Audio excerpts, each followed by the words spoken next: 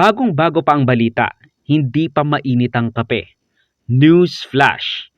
Namatay si dating DPWH Undersecretary Cathy Cabral due to blunt force trauma in an apparent suicide sa tabi ng Canal Road sa Benguet near the overpriced rock netting scandal ng isang kongresista who shall not be named. Pero alam ko, tingin ko, sanay siya ron kasi yung lahat ng rock netting, ando doon bande. Ay, oo nga pala, Doon yung rock controversial din yung rock netting netting na yan, ano? Yung isa pang... Congressman Eric Yap yata ang Ayun kausap pa, niya ron, tama-tama, Sec.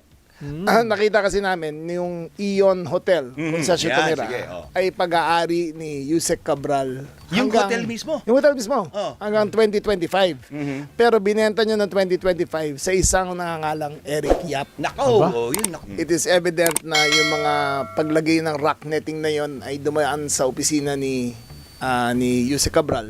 It is evident na ang supplier at contractor ng rock netting ay si Eric Yap.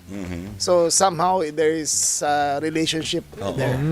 Pero hindi lang yan ang breaking news dahil less than a day later, matapos matagpuan si Yusek Cabral na nasa sentro ng flood control scandal, nag-post si Leviste na nagsasabing may mga files daw si Cabral na mga proponents ng DPWH insertions which implicates the entire government.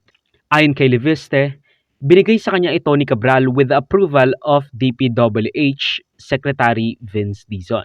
I showed it to them on November 18, and they went to office in Congress on November 19, and the Ombudsman's field investigation team also came to my office on November 26, and they said it was the first time that they saw this list, because as I think I also mentioned before, the ICI's team visited the DPWH central office in early September and said that her office was cordoned off, and they were not given any of the internal files from her computers. And then when they eventually came to her office after the ICI was formed in later September, the computers that had these files were no longer there.